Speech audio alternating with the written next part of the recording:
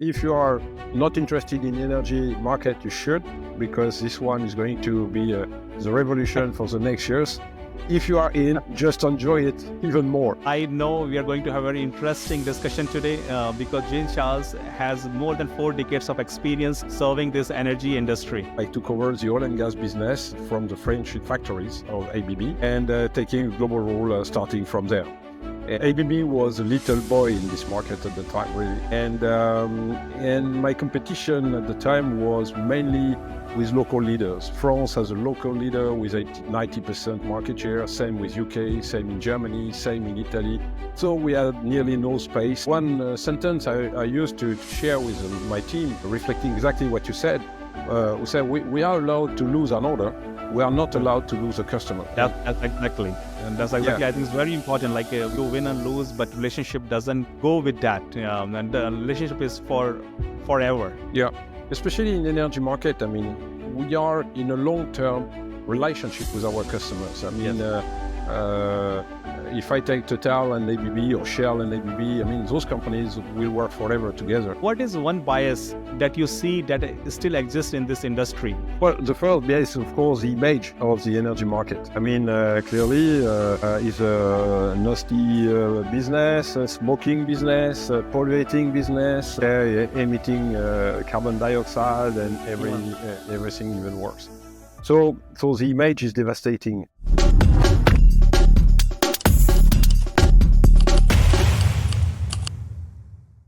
This is the Oil and Gas Breaking Bias show, where we are going to invite industry leaders to talk about their journeys and also technologies of tomorrow, in an effort to break some of the biases that might have formed around this energy industry. Hello everyone, I hope you're happy and healthy. I'm Anand Jha and you are listening to the Oil and Gas Breaking Bias show. And today we are going to talk about the journeys of leaders who have made it big in this industry while breaking many of the biases around them. And I'm very happy and excited because I will be joined by Jean Charles, who is the chairman of To Be First Consulting. This is the pioneer company in the space of energy industry. They track all the trends in this industry. And if you are part of this industry, you might be using their services. So with that, let me welcome Jean Charles. Thank you so much for joining me today. Thank you, Anand. Thank you very much for invitation. And very proud also to share my journey, as you said, my professional journey with you and with your audience. So very pleased to answer any question you should have regarding it. Thank you. And I know we are going to have a very interesting discussion today because Jean Charles has more than 4 decades of experience serving this energy industry. So I'm looking forward for our discussion today. But without any further delay, I will say, Jean, if you can walk us through your professional and personal journey, which help you to reach wherever you are today. Okay. Yes, first about education. Let's start with the beginning. I am engineer, automation engineer, and then I have a business degree with MBA in a nice French university. And after that, in fact, I was not so much excited to work as an engineer, I would say, but more engineer businessman for industry. And that's where I started with a family company, mid-sized company, about 600 people, heading procurement and marketing and sales. So it was a good start.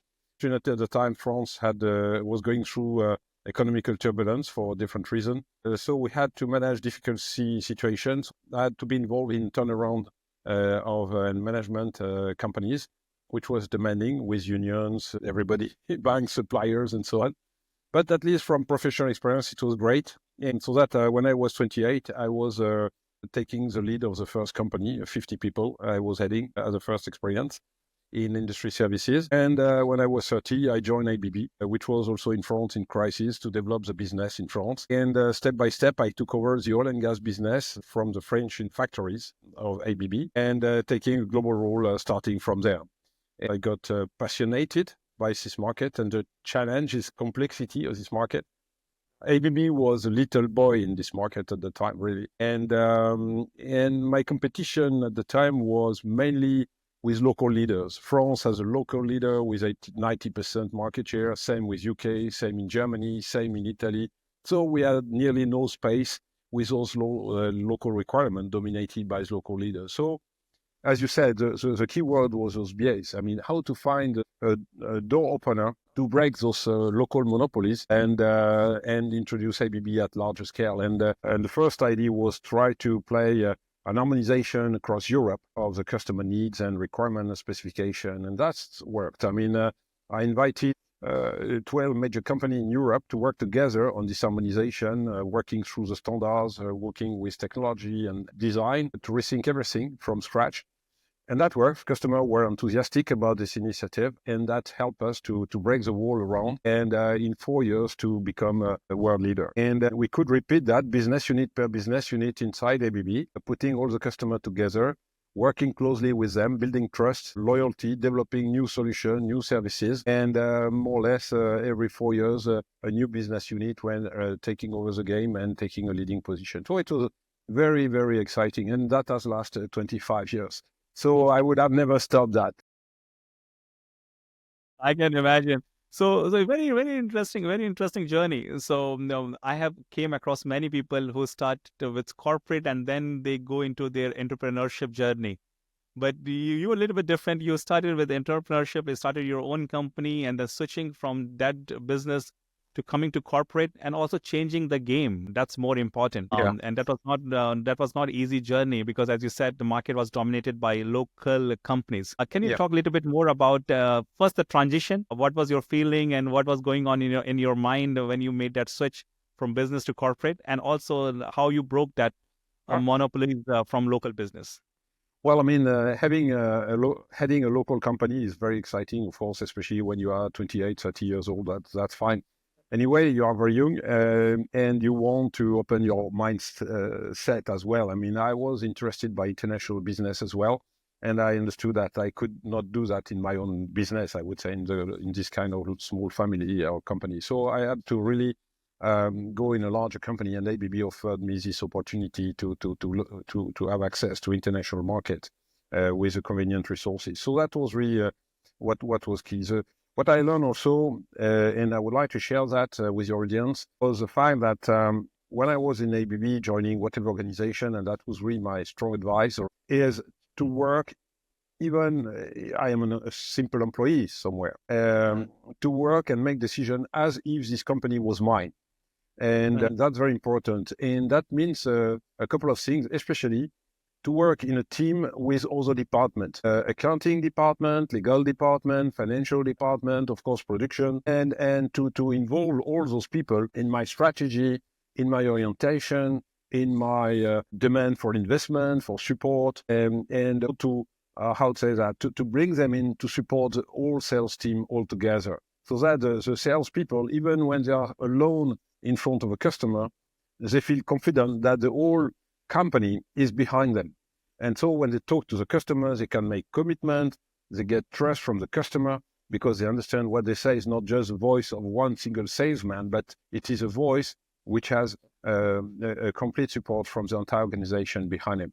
And that's a very important thing. And that's things I have always kept in mind when I was working in ABB and all along. And that has been paid back very well. The second recommendation I would do, and I learned whatever business I was in, was always asking myself 3 questions. First question, what can I do better for my customer?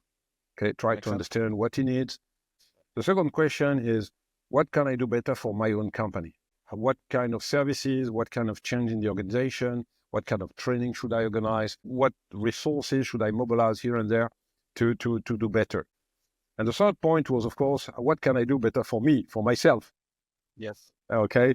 How can I improve my own competence? How can I improve my knowledge? How can I improve my own performance, my education, etc., etc. And that those 3 pillars, I would say, of what I learned and try to do to achieve all along my career. And that's the way I came through ABB life. What I enjoyed, of course. And then anyway, it was a demanding position. I mean, I was at the time traveling permanently over the world. I was taking 1 plane every day in average. So from personal point of view, after 20 years, Challenging. Yes. You say, okay, please land on. You can do that thing for a while, but on the other flip side of it, you learn a lot, because you travel a lot, you meet new people, you learn new culture, Yes. and also the new challenges and the best practices. Yes. So I know it's challenging, but it also brings lots of value, and that helps you to grow as a person or as a professional. Exactly. I mean, you gather every person you meet, you have a chance to learn something, add information, new tricks, whatever. I mean, a new idea, etc., etc. You're absolutely right, and especially traveling from country to country, because each country has its own strengths and weaknesses, of course, and putting all those strengths together, you are unbeatable, more or less. So that was we used to say, and that part is true. I mean, that was convinced on that, and so that was great. And No, then, that, that okay, as I said, after that, I said, okay, I'll be glad to continue, but on my own. And okay, my BB life in ABB was well settled. So I said, okay, let's take a new challenge. I decided to create To Be First Consulting to develop this database that you mentioned called Project Smart Explorer, where we trace all those energy projects in the world with a number of functions I will not detail here. Today is working very well. I mean, and the company is developing very fine, and I really enjoy traveling with my family and visiting customer all over the world still today. That's perfect. That's perfect. you have hit so many bullet points here. One thing is about customer-centric approach. That didn't change. Like that's No, what I understood. That didn't change from your first company to ABB and also with 2B First Consulting. I think that approach is still there. correct. So that's one. And other thing, I think also you talked about rising above than the expectation that company is demanding. Because you mentioned like you took interest in across all the areas that ABB was active. It is accounting, finance. It might not be your job, but you wanted to learn those things to make you more efficient, more powerful. The work that you are doing on the day-to-day basis. So Correct. self-improvement is also very important, not just within your domain, but also look outside your domain to make it more comfortable, the work that you are doing. So that's amazing. I could say like we can all learn from it. Yeah, exactly. The second point I would like to share also, which is maybe specific to energy market and especially oil and gas, is the approach, I would say, in three different levels. First of all, to have always a long-term view for strategic thinking, analyze the market, get the vision on the market. And that was the purpose of Project Smart Explorer database. I mean, to acquire in a simple manner, no in a complex way, but with the right granularity of information, a consistent and well-documented information and vision about the market, so that I could really perceive before any other competitor what should be the next trends. For example, when in Qatar, Ras Laffan start to take off, I mean, everybody knows Ras Laffan today in the world, I mean, Yes, of course. But when it started, nobody knew about Ras Laffan. Nobody knew where it was, not even a country, etc., etc. But when I start to say to our executive committee that investment to come in Ras Laffan was about the same amount than in all China in the same period of year, because it was the starting of the LNG project, giant LNG project. Then everybody start to run in all directions. I mean, it's not possible. I say, yes, okay, here are the figures. Here are your figures from China that you have every day, and you explain us that it's fantastic, we should go to China, which of course we should do, no question on that. But nobody has a clue about Ras Laffan, which is going to concentrate in the same city as much investment than all China in the same year at the time. Of course, since the time everything has changed. Now everybody knows about Qatar and their capability or capacity Exactly.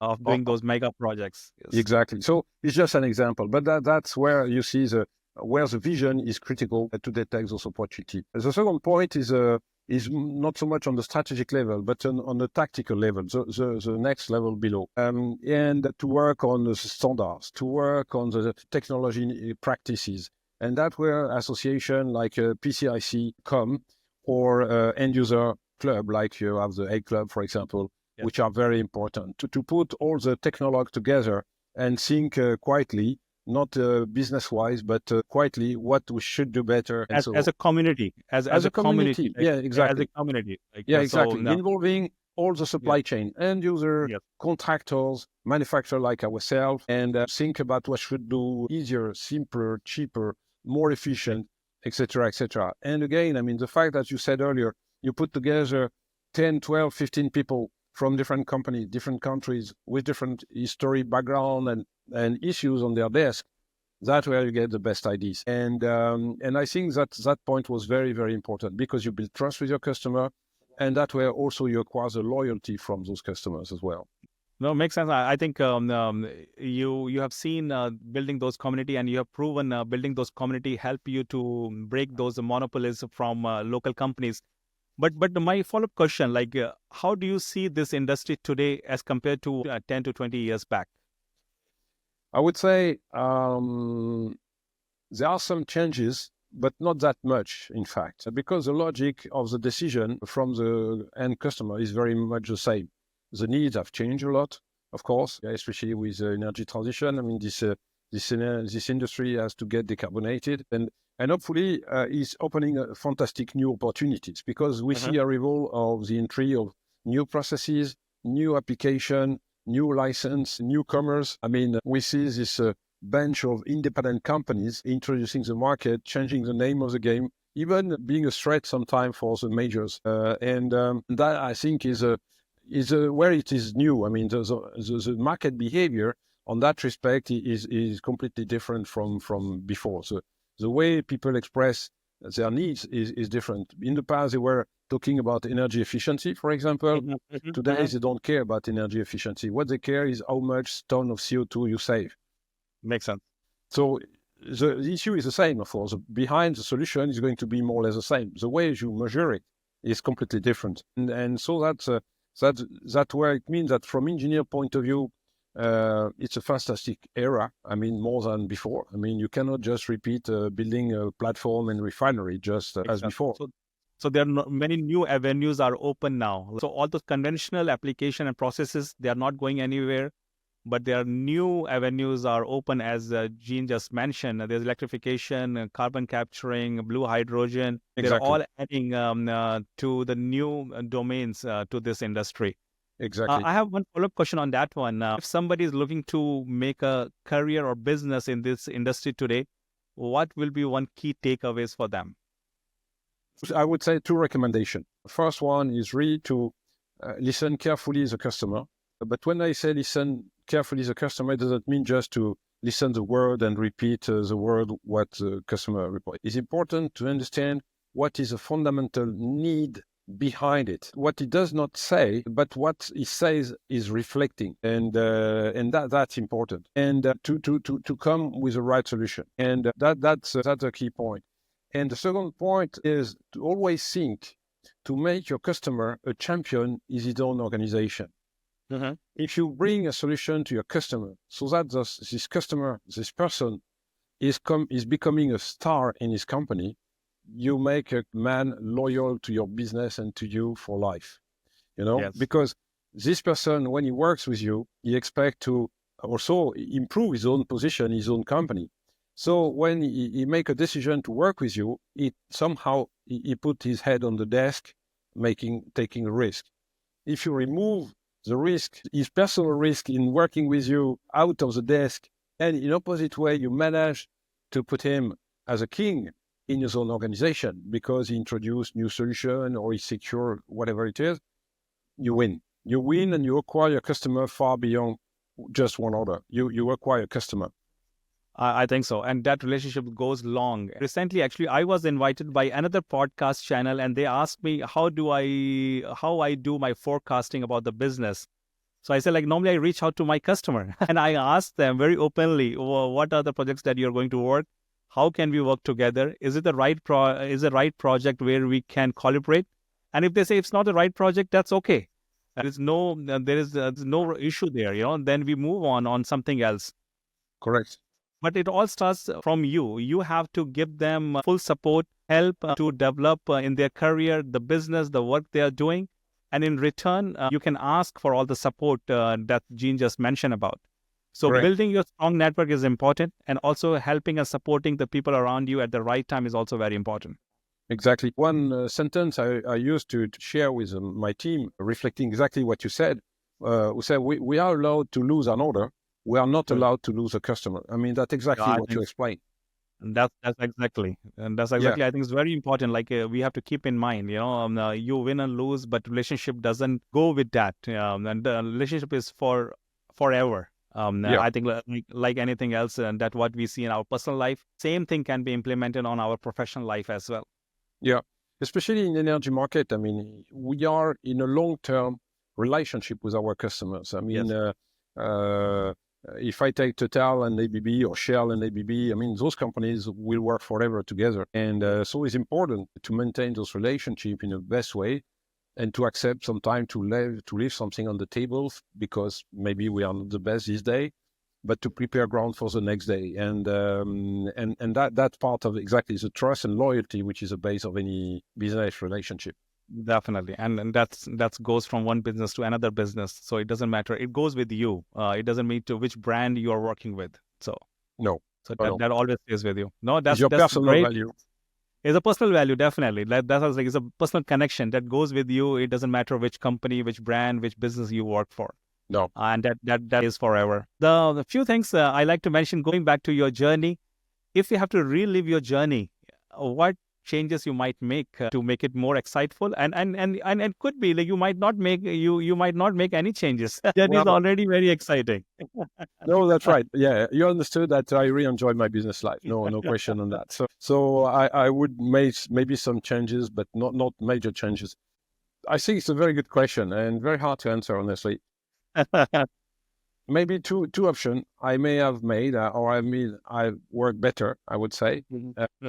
One is maybe to have made a more internal lobbying inside ABB to target higher position in ABB. So just to interject here, so you're talking about the network on both sides. Your external and internal network is very important.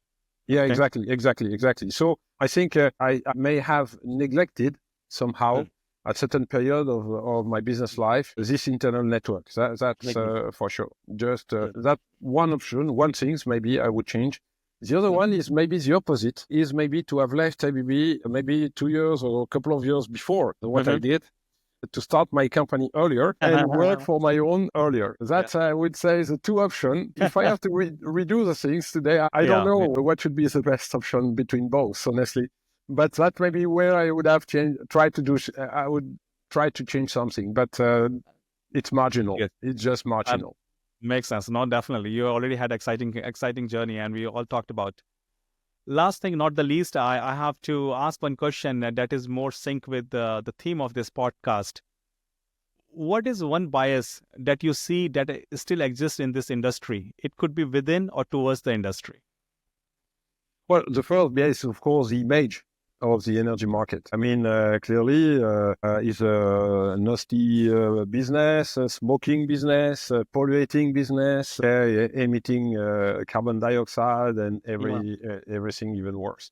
So the image is devastating. Anyway, the good thing, I would say, is when you think now about other industries, it can be airplane industry, it can be defense industry, it can be food industry, it can be car industry, it can be transport, railway industry. I mean, all those industries are also in the same difficulty, in fact. I mean, the image of the industry overall is not good today. But for the young generation, the only job they may expect is maybe to stay with their co in the farm and survive as they could.